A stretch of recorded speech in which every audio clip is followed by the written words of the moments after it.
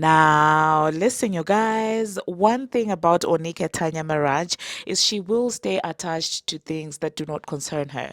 Because tell me why we are hoping from this entire UN speech and people trying to make these think pieces to now here being brought up countless times in the Bongo 2 situation with Milagro. We're going to talk about that and the admission that Roc Nation might have made in court. We're also going to be discussing about Advovo BBL. I do not know why people are acting surprised that, well, allegedly they might have seen some marks on her face. And, people had a lot to say about the recent video that she decided to post. And we're also going to be talking about Tammy, okay, Tammy Rivera. It seems like she had a lot of things to say, really, about Nicki Minaj speaking up for the Nigerians, and people are not feeling that. Now, we're also going to be discussing about fraudulent nation and of course everything that has been going on with this new distribution deal. Some artists are not feeling it, and these are some of the things that we'll be discussing in this video. Hello, tea lovers, and welcome to the tea plug. I trust you guys are doing well, and I trust you are doing great. Personally, I am doing great, you guys. I am doing extremely amazing. And without further ado, let us dive straight into today's tea.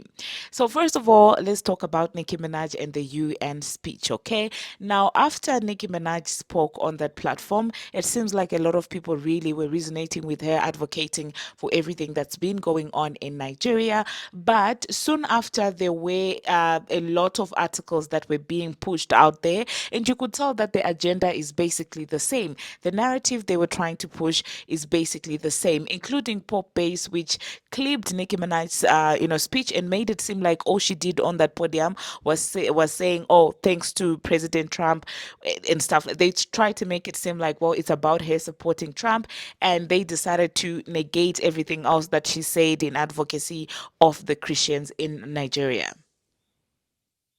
Now, of course, after those articles started going in circulation, it seems like Tamika had a lot of things to say about Nicki Minaj and why she shouldn't be speaking up for, the Nigerians.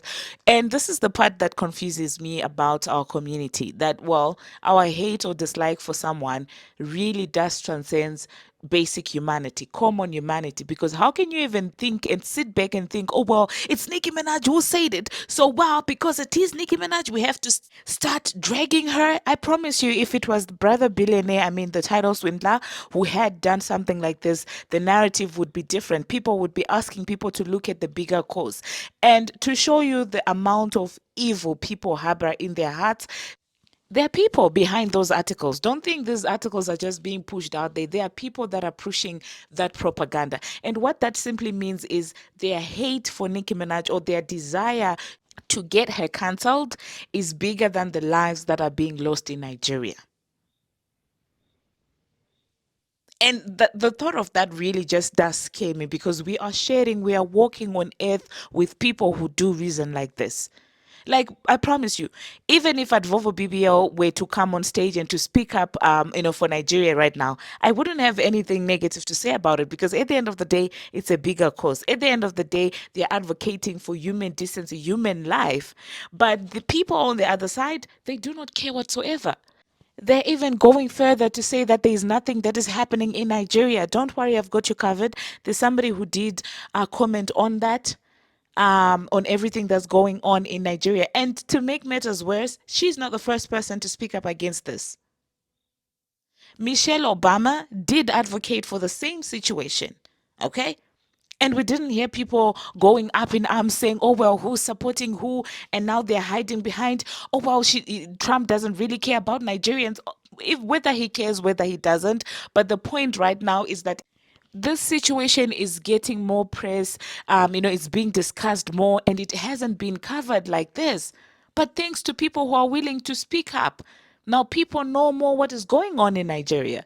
So for you to take it and make it seem like it's I love this, I voted for this one, I voted for that one, I mean, seriously.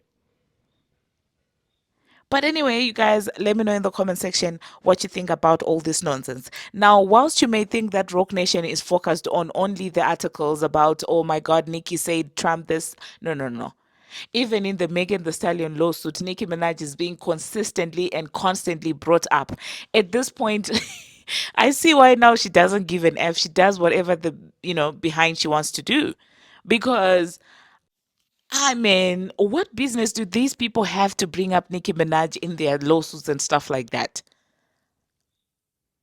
Like, and it seems like Roc Nation is out there throwing shade to Nicki Minaj, talking about Nicki Minaj. Bongo 2 is an A-list celebrity, Megan is an A-list celebrity, and Nicki Minaj is not, only in hip hop. And this is how you know these people are delusional. What are they smoking over there? In what world is Megan an A-list celebrity and Nicki Minaj not an A-list celebrity? I mean, we get that you don't like the woman, but to be delusional in front of the court, it has to be a crime. Somebody needs to arrest them for perjury. They are lying in front of the judges. What do you mean? You think Megan is an A-lister and Nikki is not? Is this what they told this girl? That would explain a lot of things. That would explain her thinking she can get away with this and not get a response from Nicki Minaj. Because it seems like they feed her with delusional things. What do you mean? I mean, if they're bold enough to say it in front of the courts, behind the scenes, probably that's what they're telling this girl. And as for that entire lawsuit, you guys, it's a lot of things that are going on. And on top of that, they also decided to bring up the COD deal. And they are insinuating that well, Milagro and her comments towards Bongo 2 is what made Bongo 2 lose the COD deal.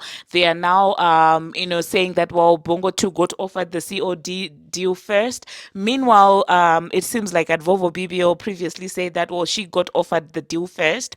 And so at this point, I don't know who's telling the truth. It seems between Bongo 2 and her friend Bongo 1, I really don't know who's telling the truth because, she did come out also previously to say that it was offered to her first, and then Megan now is claiming it was offered to her. And the funny thing is now the fans are trying to make it seem like Nicki Minaj was second option. That's why she didn't get the deal.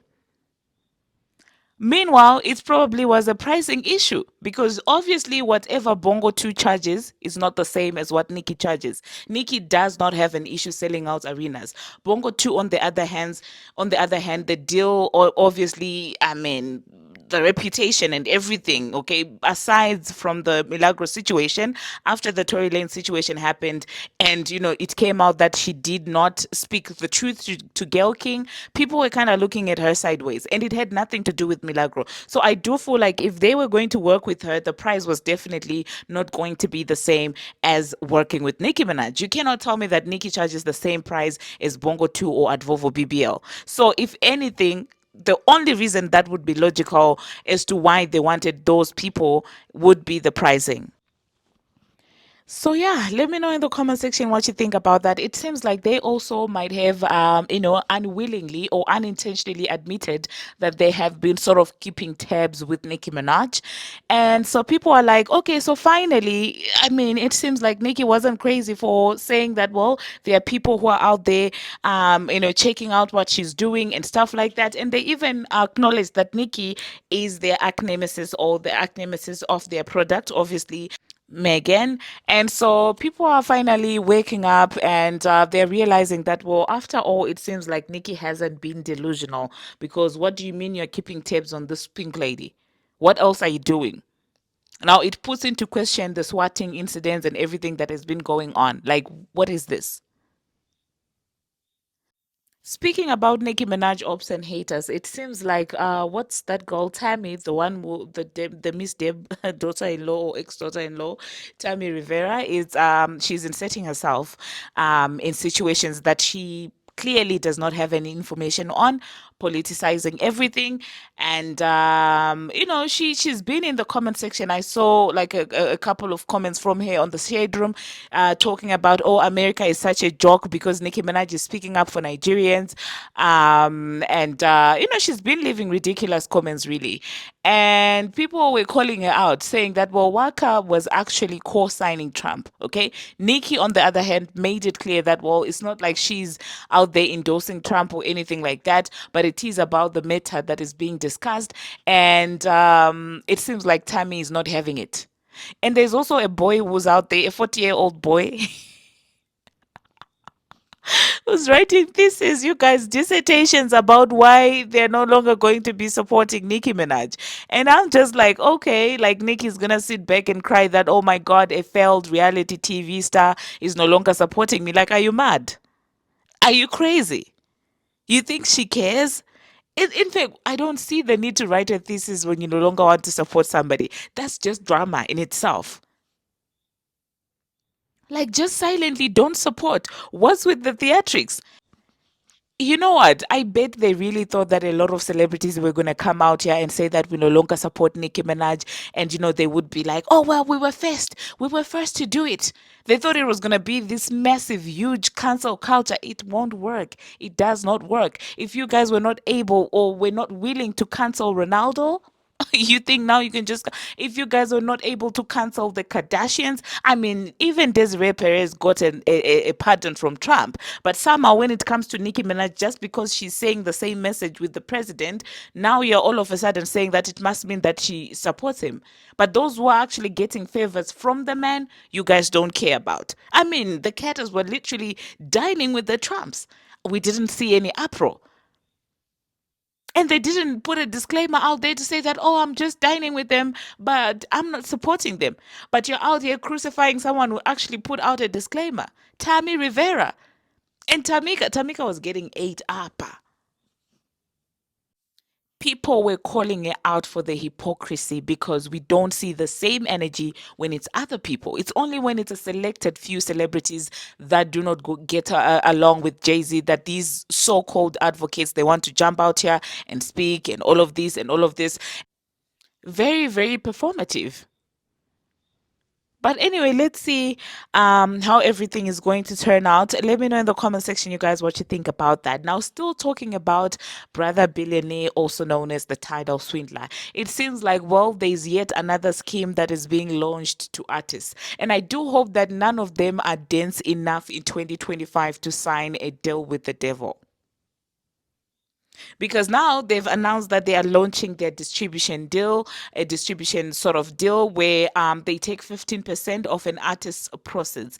And one thing I love about a certain person called Ras is he fears nobody. He is independent. He speaks the truth as it is, and he's out there calling them out, talking about how much of a rip off it would be to artists. Because what do you mean a distribution deal? What are you going to be doing to be deserving 15% of that artist's proceeds? What exactly are you going to be doing?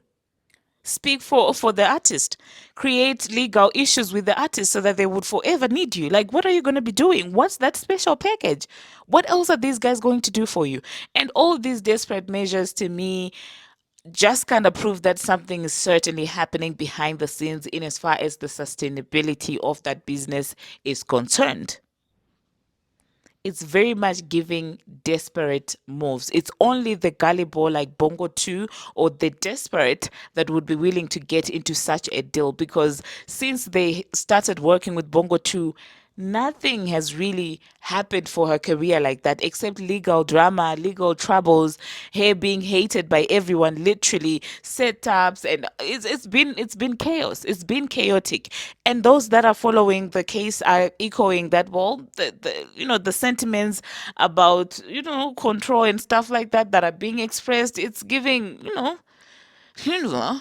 people are giving them a side eye. It's not transparent as to how far does the control go and how much independence, not just in terms of music, but in terms of day-to-day activities, does Bongo 2 have. People are beginning to see that, well, it does seem like there's some form of control, even personal issues and matters that we may not be aware of. And honestly, when it comes to that lawsuit, I just am not that interested, okay?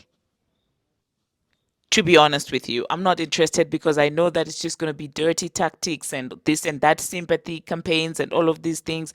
And this is the thing with Bongo 2. Um, this is what makes the case ridiculous, because allegedly lawyers were bringing up the Nicki Minaj situation and they were sort of making it seem like it was a non-factor. But when you look at the things that are in Bigfoot, they're actually way more brutal to everything that Milagro might have said out there.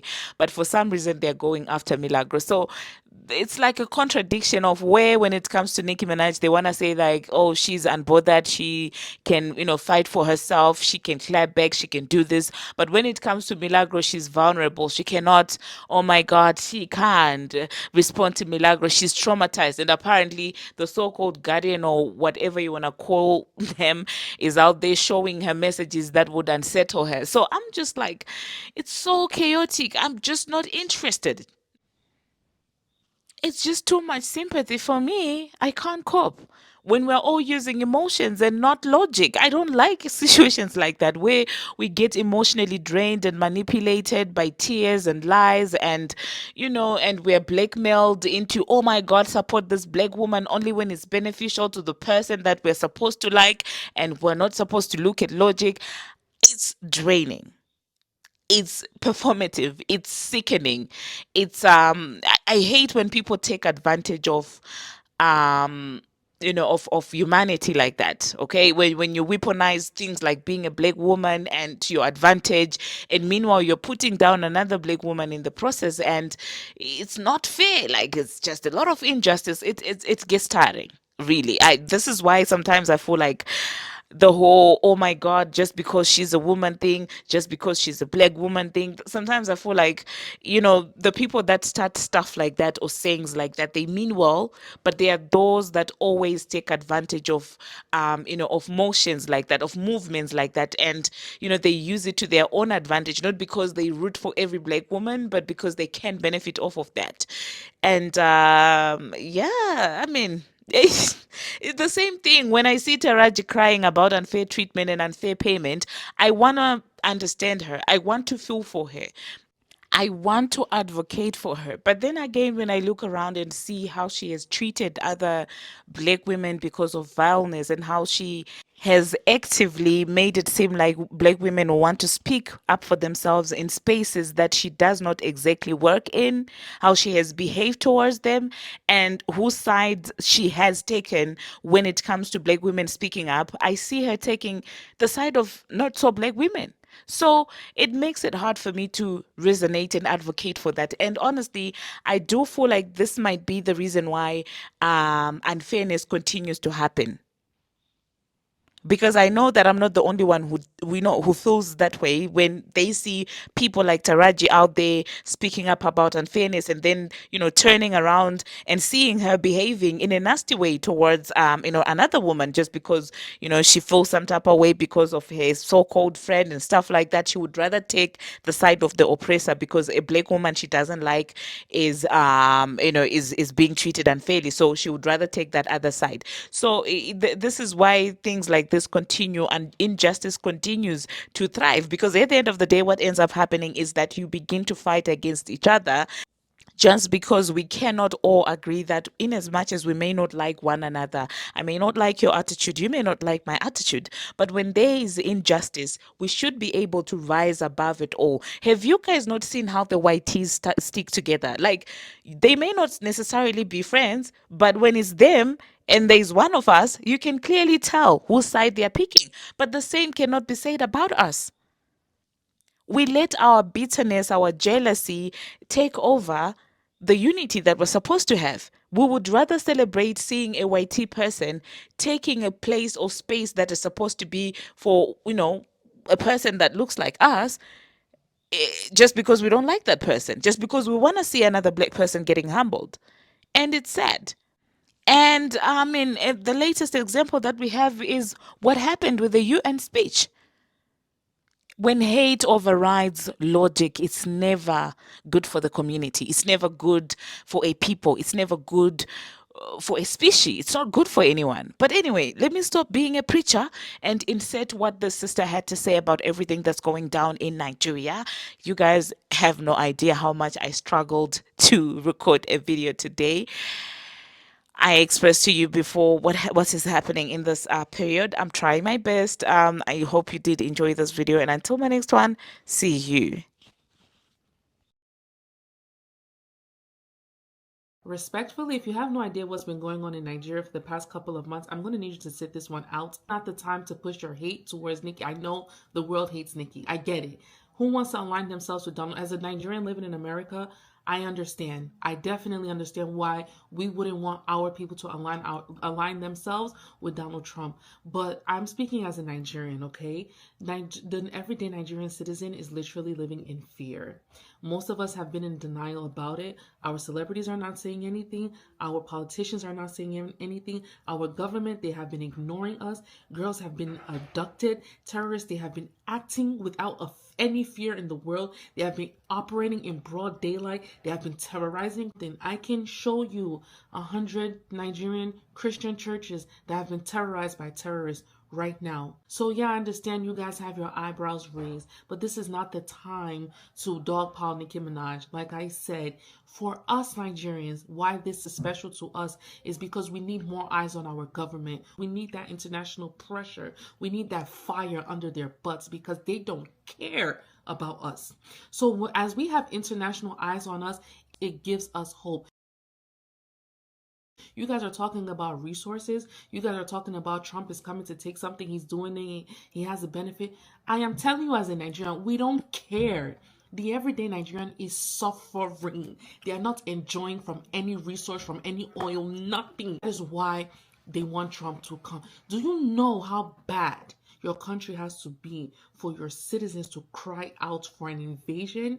They are not doing it for cruise. They are not doing it for fun. I said Nigeria is literally under fire. I'm telling you guys to either educate yourself or just continue with your everyday life. You can skip it. There is no need for all this dogpiling, all this name calling. You guys are saying that even if she's getting a check, I don't care. Like I said, our goal is for international eyes to be on Nigeria. Nigerians are suffering. Just ask what resources, what the oil. We're not benefiting from anything. The country is backwards.